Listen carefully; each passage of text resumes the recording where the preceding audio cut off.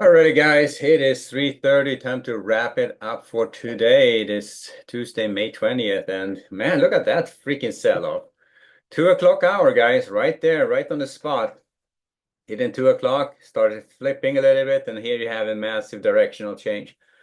It's kind of uncanny how that changes and how that happens right in that time frame.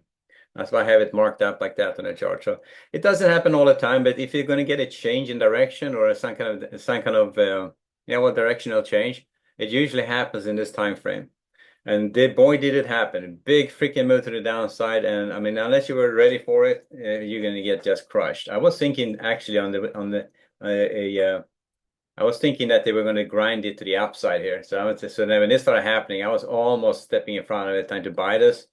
But I was like, 2 o'clock hour, I'm just going to sit on the sidelines for a bit. And it's a massive rundown here. And then when this starts happening, I kind of step away. I don't know, it's just too volatile. And you don't know if something happened news-wise or if it's just an algo running it or what they're doing here. But I don't think it was a news event. It feels more like an algo run. They just started running out the week longs and then just squeezing it. And they stalled a little bit. Looked like they were heading support were holding here before they did that last little flush.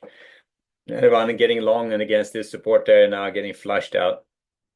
And look at this squeeze after that. So after you get long on that one and people hop on the short side here thinking, okay, I missed it, hop on the short side, then they catch you on the short side and squeeze you out. So dynamic here is just triple FU, what it's called. First, get you on the first rundown, get you on the second for a long trade, get you on the third one when you shift your bias, and you can't sit through this. I mean, unless you let yourself get stopped out. I mean, the worst I would do is above this area, above the high of that bar, leave you stopped there. So you could have been stopped out here or when this bar started extending, but that would be it. That was the biggest tolerance for a short trade. In other words, if you try to sell this and repaired it on the way up, that's the most you want to do. So I mean, but it's because I mean you never know what's going to happen, and as you can tell, you don't want to get caught in something like this. This is like a massive FU trade. Now, if you're long on that thing, you'll be smiling all the way to the bank, but you had to be pretty aggressive to get long on that run down here, especially if you tried a long trade here and got run down and got stopped out. So difficult trading on that one and a little bit too much volatility. So I kind of didn't do anything. I just took my first trade there this morning for 41 bucks. I was like selling that high early this morning. And that was it. So one trade, and that was, I mean, it's back here if you remember when it just going sideways, nothing was happening, right? I sold this high, ran it down to the mode, and that was about it. Then we just got this slop all the way into that 2 o'clock hour, right? Remember that? So we were just slopping around here into that 2 o'clock hour before this big move started happening. So at this point, I'm gonna depends on where they close, but if they close above this area, the 45s, I will be back range bound. If they close below it, I would start on the short side. So that's kind of the point I'm looking at right now. So above the 45, if they close, I'm going to start range bound. Below it, I'm going to start from the short side. And range bound just means fade the edges. On the short side, I will look to sell strength for rotations back down again. Just depends on how it's going to go. It's anyone's guess now. I'm starting to think that they're going to squeeze this to the upside, and they're getting people caught, and now the squeeze is on. So I wish I was long in it. I wish I had the balls to hop on a long trade right now, but I'm just, it's like chasing it or getting caught. When they're running it like this, they can turn it on a dime here and just run it right back down again. Just getting people caught on the long side right now. So not participating in those games. Unless you have great trade location, you can sit in that trade. But if you're right now trying to chase it, yes, on the wrong side of it. Doesn't mean it can't work. It just means that you had shitty trade location and not a whole lot going for your trade. All right, so news for tomorrow before we keep moving here. On tomorrow morning, we get mortgage apps at 7.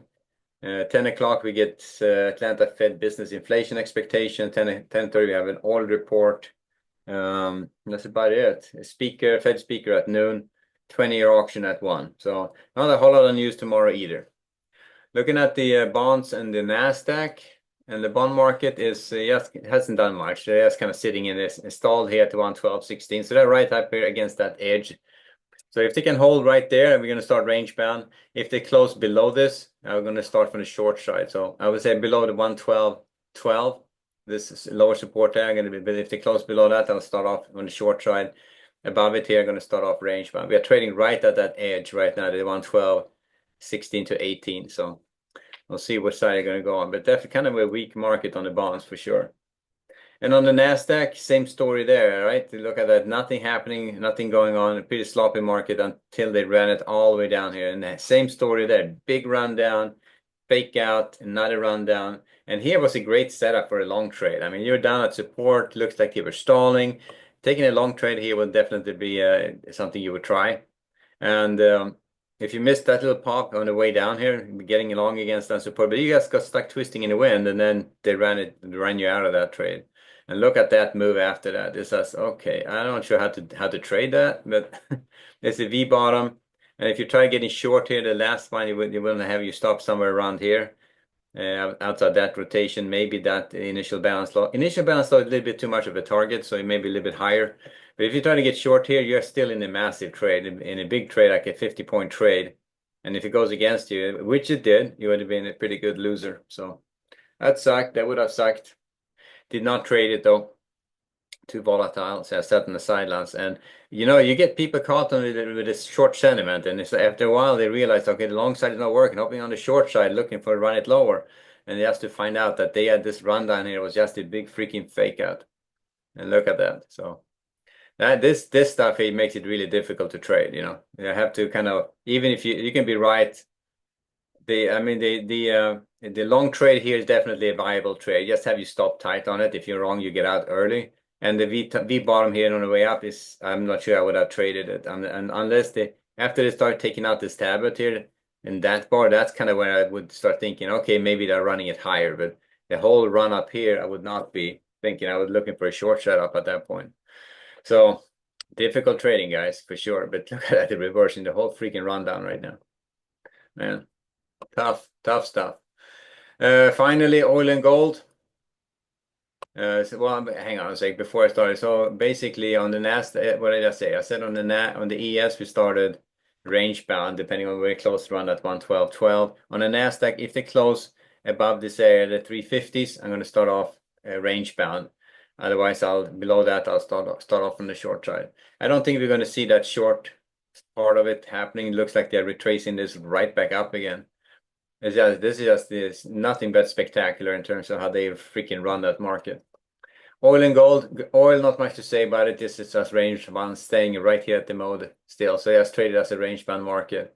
And gold, trade up on the long side, looks like they're finally at the very end, they're drifting to the upside. So I would look for the overnight to start taking this higher. Look for the overnight to take out the 3,300, maybe head higher. So trade gold from the long side of the market. Look to buy weakness. Going to be one level here at the 32.75s. Going to be one level here around about the 32.90s or so. And to take a closer look at it. But look to buy weakness for rotations back up on gold. All right. Then back to the ES, and the squeeze is on. Squeeze is still on. We're right back up here to initial balance now on the ES. So let's see where they're going to go from here. This is just something, NASDAQ is all the way back up to the mean, so crazy stuff. But anyway, so far today, just one trade, $41, and that's all I did. So we'll leave it there. So I'll see you guys back bright and early in the morning, and we'll wrap it there. And you guys later.